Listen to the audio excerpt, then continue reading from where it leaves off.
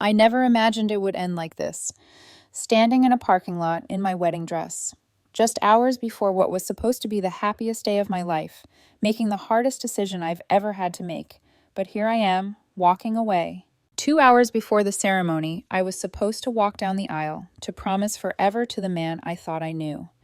The man I had shared my dreams with, my fears, my love. But when I found out that the people who tortured me in high school were not only invited, but given VIP seats to witness the most intimate moment of my life, I knew I couldn't do it. I was supposed to be marrying Philip, the man who had become my partner, my best friend. But the man who showed up that morning wasn't the one I had trusted with my heart. He was the man who dismissed my pain, who chose to invite those who had humiliated me without a second thought. And when I confronted him, his confused expression told me everything. He didn't understand why it hurt. He didn't understand why I couldn't let it go. I don't regret leaving, not for a second. But I did wonder, did I overreact? Was it really worth walking away from a future we had built together? The people around me, his family, my family, keep asking, keep whispering, did you make a mistake? But the truth is, they don't know the half of it. He's dating her. The girl who made my high school years a living hell. The one who poured soda down my back in front of everyone. The one who spread the cruel rumors that followed me for years. And now, she's the one he's turned to. She's the one he's defending, while I'm left picking up the pieces of my shattered reality. And now his family is threatening to sue me for the wedding costs. But I walked away with my dignity. The wedding was supposed to be the happiest day of my life, but it ended up being the day I chose myself. I'm 28, a freelance graphic designer who spends most of my time sitting in front of a screen, creating, designing, and building a life I thought was stable. Philip and I met at a marketing conference in Chicago when I was 24. It was one of those random, happenstance moments when you meet someone and feel like you've known them forever. Philip was charming, a little quirky, and had this way of making me feel like I was the most interesting person in the room. We laughed, we talked for hours over coffee, and by the end of the weekend, I was convinced he was someone I could see myself with. The first few months were easy. We clicked instantly, and everything felt right. Philip wasn't just the funny, kind guy he showed to the world. He was someone who listened. He remembered small things I said in passing, like my obsession with a specific coffee place, and then, weeks later, showed up with coffee from that exact place, just because. That thoughtful gesture wasn't a one-time thing, it was who he was. He made me feel special, and for someone who had spent years avoiding emotional attachment, it was exactly what I needed. He made me feel like I mattered. We spent 4 years together before he proposed. I wasn't surprised when it happened. Deep down, I knew he was the one. He had asked about my ring size months before in what seemed like an offhand comment at the time. And yet when he dropped down on one knee in that cozy little restaurant, surrounded by twinkling lights, I couldn't stop the tears from flowing. Everything felt like it was falling into place. The man I loved was asking me to spend forever with him. But now I can see the cracks I was too blinded by love to notice. Philip had this strange, almost careless way of ignoring my boundaries. And it wasn't just with the wedding guest list. It was how he would let his family and friends dictate parts of our life together, as if I didn't have a say.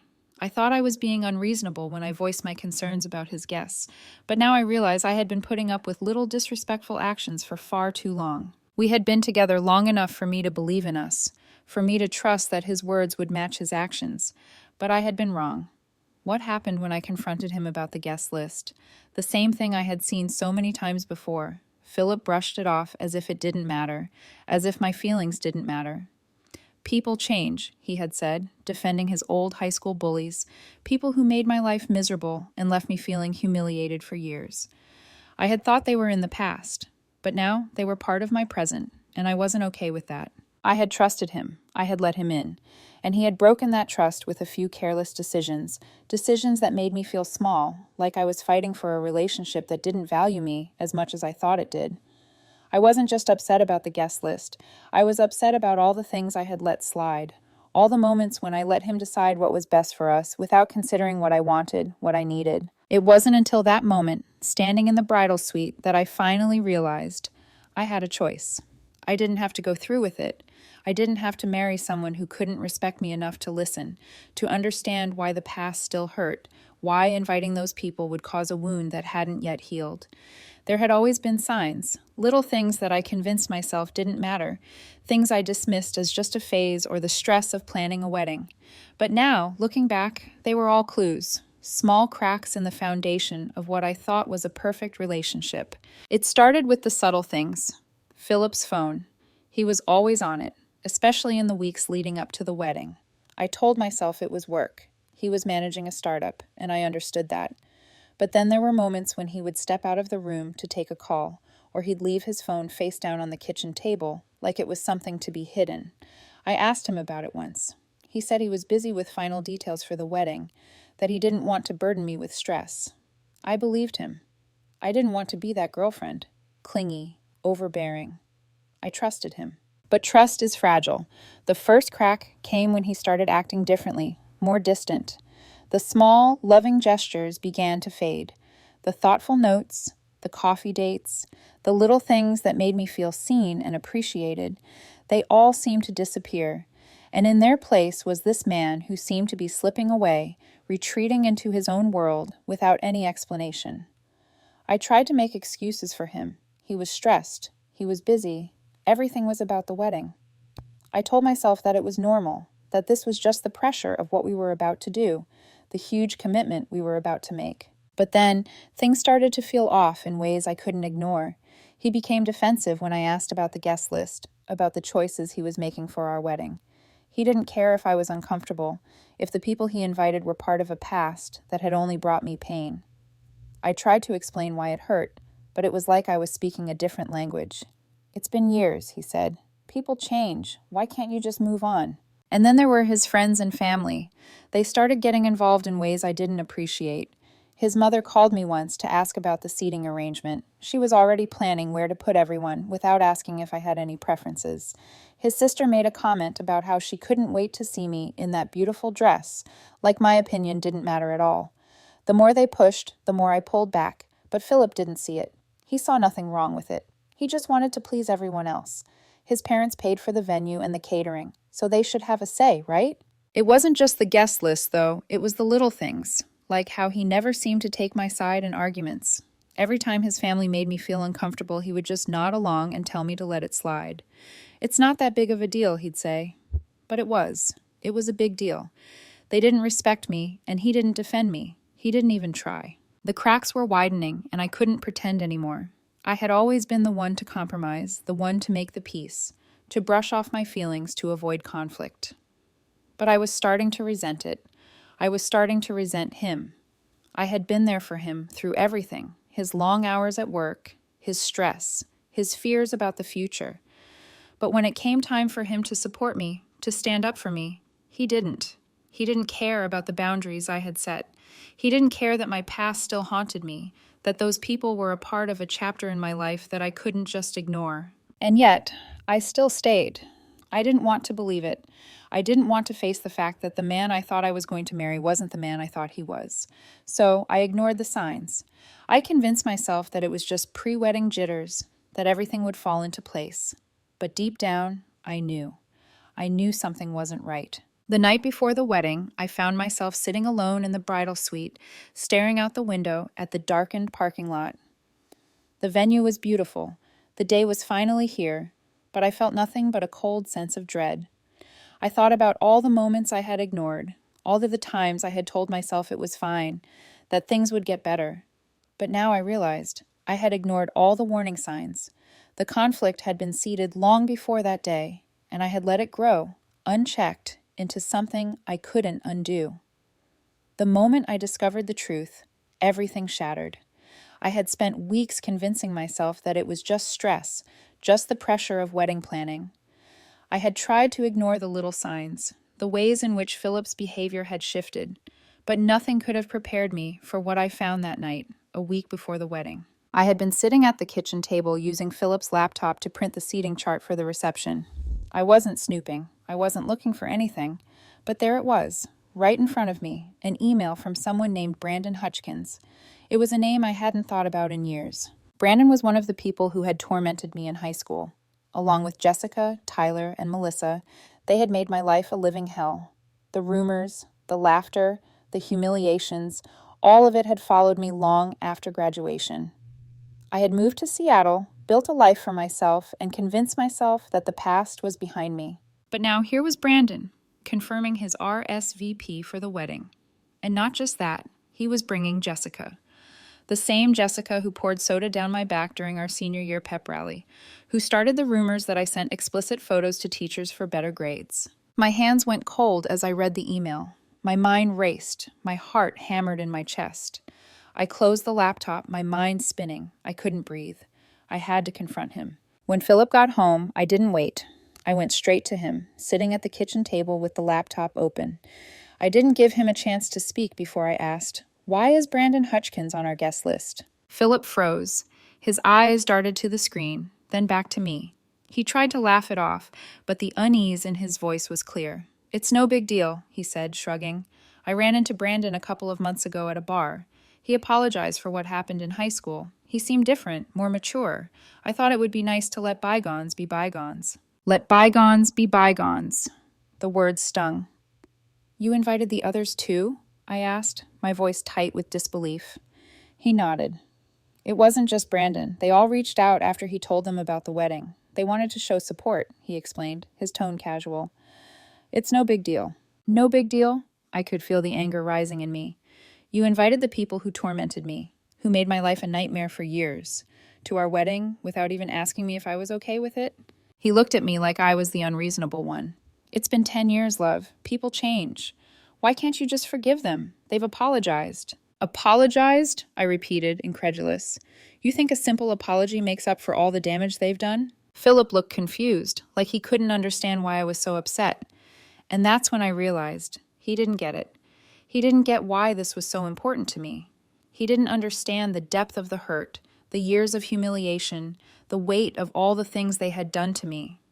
He didn't see it as a big deal. "I don't want them at my wedding, Philip," I said, my voice shaking. "I told you about them, about what they did to me. And you still invited them without even asking if I was okay with it?" His expression faltered, but he still didn't get it. "You're overreacting," he said, his voice soft but dismissive.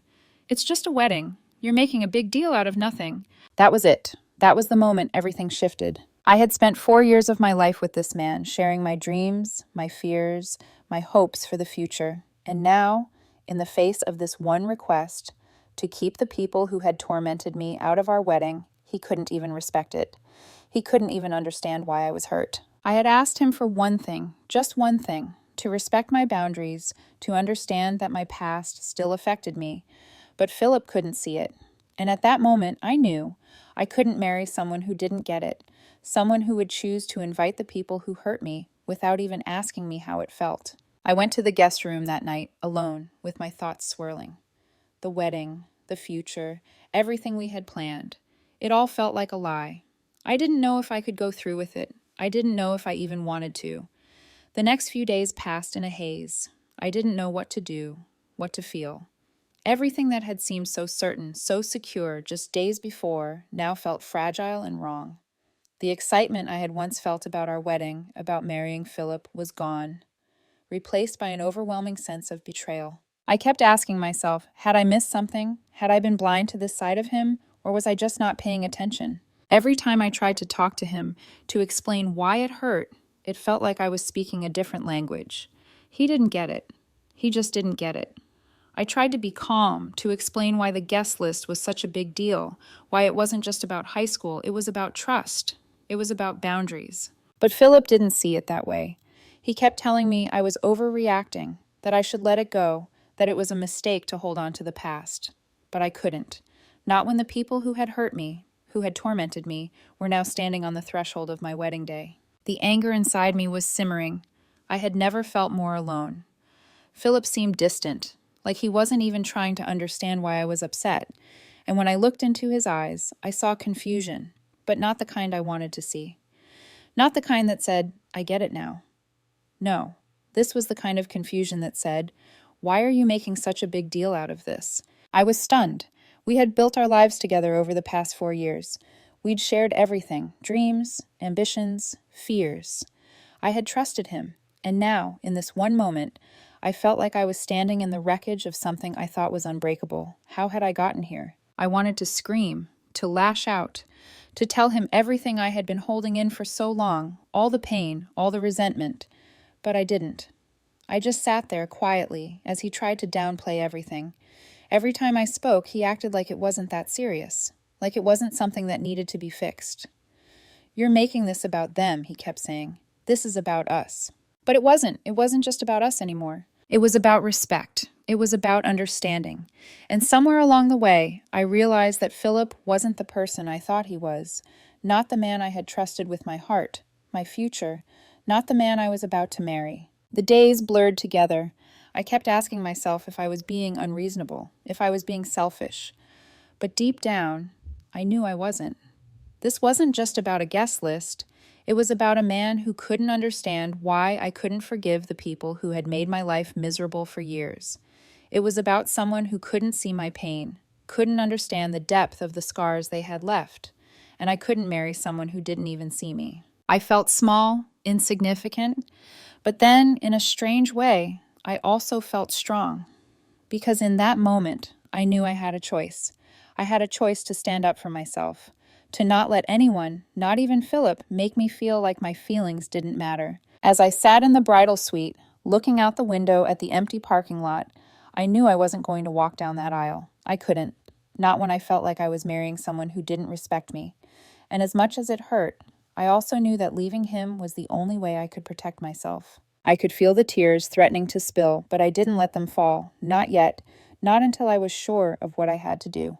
The days leading up to the wedding felt like a slow, unbearable drag. I went through the motions, finalizing the details, sending the last-minute instructions to the caterers, pretending like everything was fine. But inside, everything was unraveling. Philip tried to act like nothing had changed. He kept talking about the wedding, about how excited he was for the day, but I couldn't bring myself to feel the same way. Every time he touched me, every time he tried to kiss me, it felt like I was being suffocated. There was no warmth in his touch anymore, no love, only this coldness I couldn't shake. It was like I was already married to a stranger. The worst part? His family. His mother called me again, this time to tell me how upset Philip was that I hadn't come to him with my concerns earlier. She didn't ask if I was okay or if I felt respected. No, she just wanted to make sure Philip didn't feel like I was betraying him. She said, "You've been planning this wedding for months. Don't let something like this tear you apart." I could feel the pressure mounting from all sides. His parents had spent thousands on this wedding. Their money was tied up in this day, and it wasn't just about the ceremony. It was about their reputation, their image. They didn't care about how I felt. They cared about how I looked to their friends, to the guests, to everyone who would be watching.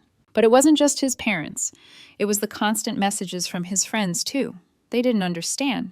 They didn't see what I saw. I began to feel like the enemy, like I was the one ruining everything. One of his friends sent me a message saying, "It's just one day. Can't you let it go?" Another friend of his, who had always been friendly to me, sent a text saying, "I'm sure they've changed. Why can't you just give them a chance?" I felt trapped. Everyone was telling me the same thing. Let it go. Don't make a scene. It's just a wedding.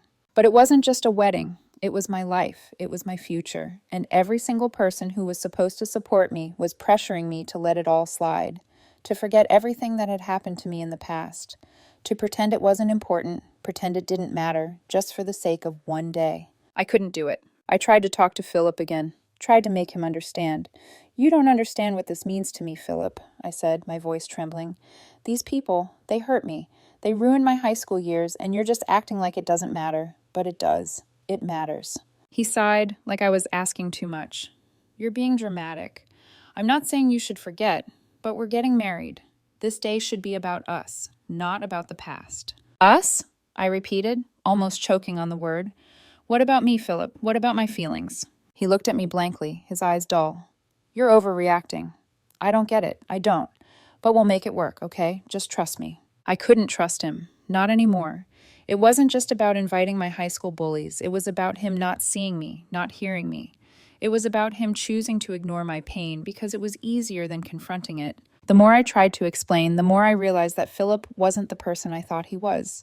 The person I loved, the one who cared, who remembered the small things, who saw me, was slipping away. And as much as I wanted to believe we could fix it, every conversation, every argument just made the rift between us wider. I started to feel like I was fighting alone. The night before the wedding, I could feel my heart breaking. I couldn't sleep, couldn't eat, couldn't stop replaying everything in my mind. What was the point of marrying someone who didn't understand me? Who couldn't see my boundaries, couldn't hear my pain? I lay in the guest room that night, my thoughts a whirlwind, and I realized something that terrified me more than anything else. I didn't love him anymore. At least I didn't love the man standing in front of me, the man who couldn't respect me, who couldn't see the depth of my hurt. I loved the version of him I had built in my head, the person I thought he was, the one I had spent 4 years with. But the reality was different. The truth was, I had outgrown him. And as much as it hurt, as much as it felt like I was betraying everything we had built, I knew I couldn't go through with it. Philip had invited the people who had tormented me for years, and instead of standing by my side, defending me, he chose them. He chose them over me. And in that moment, I realized I wasn't just walking away from him. I was walking away from a life that no longer felt real. The day of the wedding arrived. Or rather, it should have arrived. I should have been walking down the aisle in my wedding dress, surrounded by flowers, with Philip waiting at the altar. But instead, I was pacing in the bridal suite, staring at the clock on the wall, waiting for the inevitable. The heavy weight of the decision I had made pressed down on me, and I couldn't escape it. Every second felt like an eternity. I had chosen to leave. I had walked away.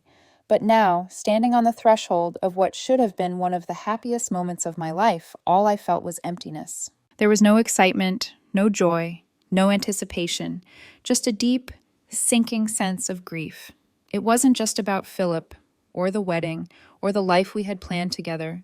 It was about everything I had lost. The dream I had built, the vision of what my future would look like, all of it had crumbled in a single moment of clarity. I couldn't stop thinking about how it had gotten to this point. How had I ignored the red flags? How had I let myself believe for so long that this man, this version of him, was the one I was meant to marry? The pain of walking away from the wedding wasn't just about leaving him. It was about everything I had hoped for, everything I had wanted to believe in. It was the dreams of growing old together, of building a life, of having a future full of love and memories. It was the promise I had made to myself that I would never settle, that I would never let someone treat me like I didn't matter. But the truth was, I had been settling. I had been settling for a version of Philip that didn't exist. I had been settling for a man who didn't see me, who didn't hear me, and who didn't respect me. And as much as I had tried to convince myself that I was doing the right thing, that leaving was the only option, the grief of it all washed over me like a tide. There was no anger left. There was no rage. Just an overwhelming sense of sadness. For the future we wouldn't have. For the love we wouldn't share. For the life I had imagined that would never come to be. And then, in that moment of silence, I thought about what had really hurt the most. It wasn't just the betrayal, the broken trust, or the wedding day that never came. It was the realization that I had let someone else dictate my happiness for so long. I had let Philip and everyone else around him control my narrative. I had let their expectations and their demands cloud my judgment. I thought about all the people in my life who had told me to forgive, to move on, to let go of the past. I thought about how they couldn't understand why it was so hard for me. They couldn't understand how deep the wounds went, how the scars from high school were still there, still raw, still painful. But they were only seeing a fraction of the story. They didn't see the years of hurt, the years of humiliation that had shaped who I was. They didn't see the damage those people had caused, or the impact it had on me. It wasn't just the wedding that was ruined, it was a piece of me, a part of my identity, that had been shattered by the very people who should have protected me. And now I was left alone, with nothing but the quiet ache of what could have been. I could have stayed. I could have ignored my feelings, swallowed my pride, and walked down the aisle, hoping that things would get better. But deep down, I knew I couldn't. I couldn't marry a man who didn't respect me enough to understand why this mattered. I couldn't marry someone who couldn't see past his own desires to the deeper issues at play. I kept thinking about the empty seats in the ceremony hall, about how my parents, his parents, and all the guests would be sitting there, waiting for a wedding that would never happen. The shame of it. The public embarrassment of walking out. But then, amidst the chaos, a strange sense of clarity washed over me. I wasn't just walking away from Philip. I was walking away from a version of myself that I had outgrown. I was choosing my own path, my own happiness, even if it meant facing the hardest thing I had ever done. I didn't know what would come next. I didn't know how I was going to pick up the pieces of my life. But I knew one thing: I would not regret this, not for a second. And as I stood there, in the quiet of the bridal suite, I realized that this dark moment was the beginning of something new. Something painful, yes, but something that would lead me to the life I was meant to have. The drive away from Marlin Gardens was a blur.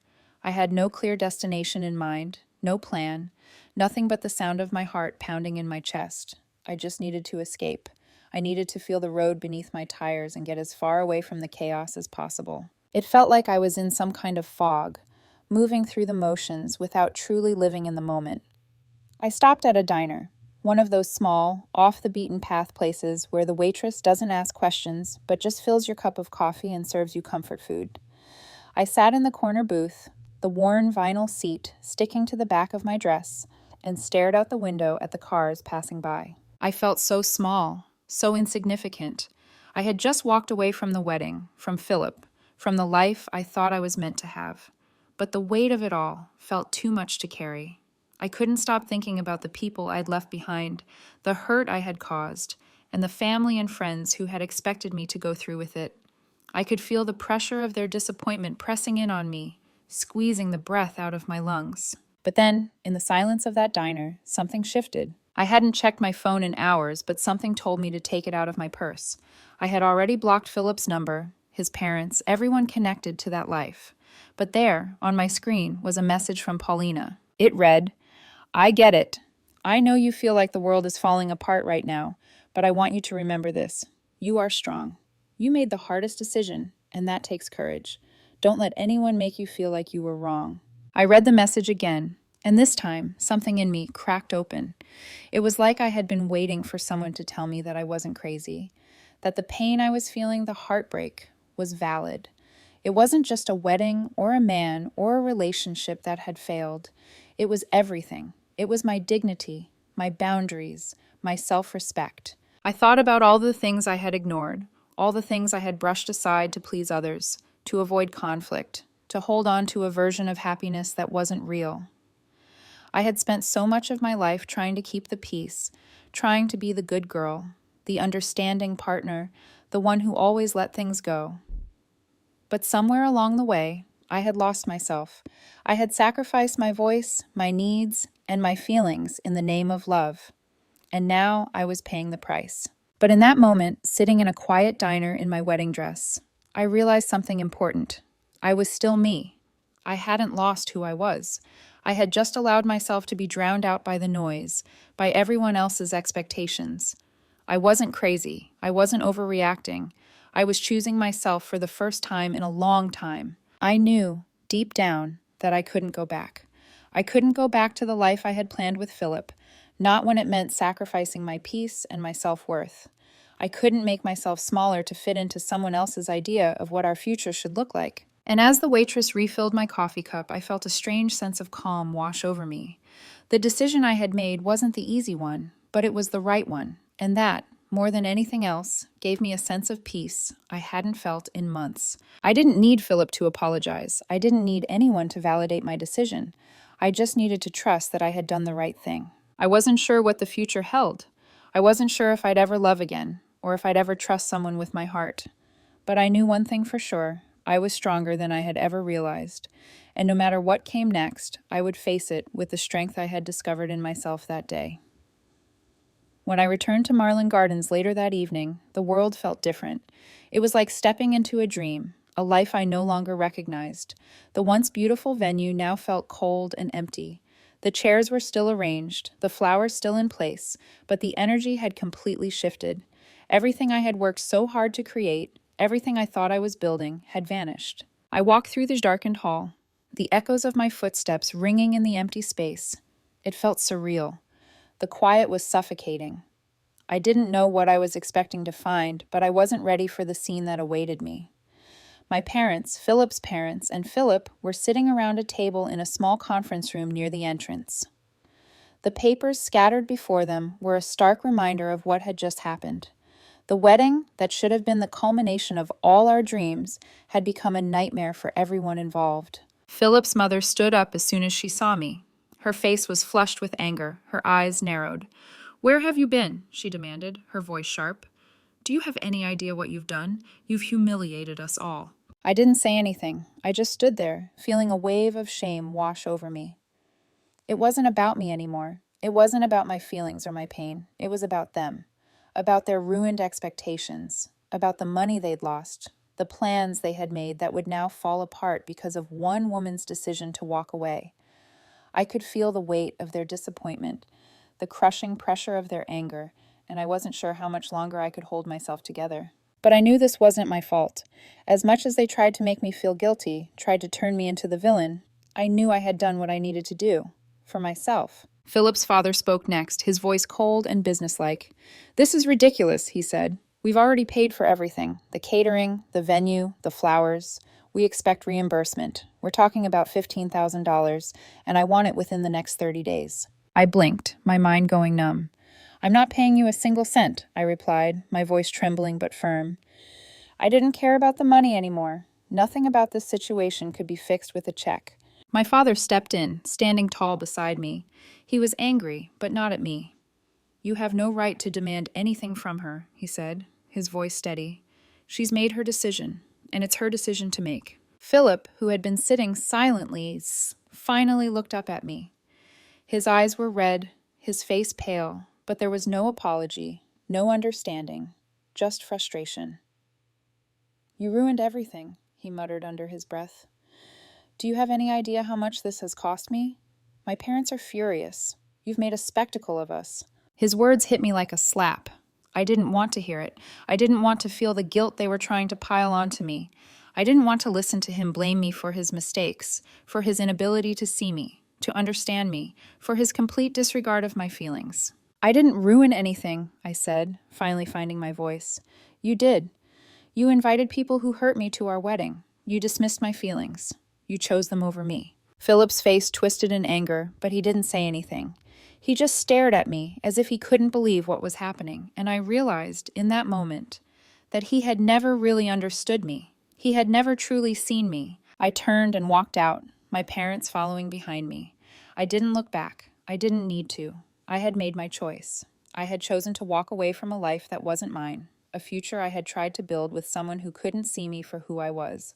When we got back to my parents' house, everything felt quieter. My mother put her hand on my shoulder, her touch gentle. My father was quieter than usual, but I knew he was relieved, in his own way, that I had made the decision I needed to make. We didn't talk much that night. It was as if we all knew that words wouldn't fix what had happened.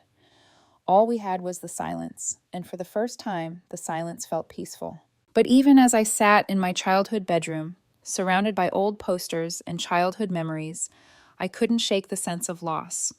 The wedding wasn't just a day. It was the life I had planned, the dream I had built with Philip. It wasn't just the money or the guests or the dresses. It was the idea of forever that I had let go of. I spent the next few days in a fog. Messages poured in from family and friends, asking for explanations, for details. Everyone had their opinion on what I should have done, on what they thought was the right thing. But none of their words made a difference. I had made my choice, and it was final. I thought about the wedding, the life I had left behind, and I knew one thing for certain. I was done trying to please everyone else. I was done sacrificing my happiness for the sake of others. I had chosen me. And somehow, that was enough. In the weeks that followed, I found a new rhythm to my life. I didn't know what came next, but I knew it would be different. I moved into a small apartment, a place I could call my own, without anyone else's expectations, without anyone else's judgment. It was quieter than the life I had shared with Philip, but it felt like a fresh start. I didn't think I was ready to date again, not yet, but there was a peace in knowing that I didn't have to rush, that I didn't have to explain myself to anyone. For the first time in a long time, I wasn't trying to fit into someone else's mold. I was learning to trust my own decisions, to trust myself. Wendy had moved away for college by then, and although I missed her, I also felt proud of the young woman she was becoming. She called me a few weeks into her first semester, and I could hear the excitement in her voice. She was thriving. She was free from the toxicity of Nathan and everything that had weighed us down. When I spoke to Paulina a few days later, she asked if I was happy. I thought about it for a moment. There was a time when I would have said no, when I would have said I was lost, broken by what had happened, by the love I had lost. But now I could say the truth. I'm getting there, I said, my voice steady. I'm starting to be happy again. It's a slow process, but I'm getting there. That night, I sat in my new apartment, the soft glow of my desk lamp illuminating my thoughts. I realized that I had spent too much time letting the opinions of others dictate my happiness. Too much time trying to fix things that weren't meant to be fixed, trying to hold on to people who didn't deserve me. I thought about Philip, about how he had tried to convince me that I was the one in the wrong. But deep down, I knew. The truth was, I had walked away from him because I had finally chosen myself. I had chosen my boundaries, my peace, and my self-worth. And that choice, no matter how difficult, had been the best decision I had ever made. I wasn't angry at him anymore. I wasn't angry at anyone. I had been angry, yes, in the beginning, in the heat of the moment. But the anger had slowly faded, replaced by a quiet understanding. The lesson was simple, though profound. I was enough. I had always been enough. As for Philip and his family, I had learned to let go. They would continue with their lives, and I would continue with mine. There was no need for revenge, no need for bitterness. Sometimes, the truth has a way of unraveling things on its own. All I needed to do was step away and let it. I thought about all the things I had learned in the past few months, about myself, about love, about the importance of respecting your own voice. And I realized, finally, that sometimes the most painful decisions are the ones that lead you to the truest version of yourself. I didn't need anyone's approval anymore. I didn't need anyone to tell me I had made the right choice. I knew it. And with that, I closed the chapter on that part of my life. Not with anger or resentment, but with peace. It was over, and I was free. The future was uncertain, yes, but it was mine. And for the first time in a long time, that was enough.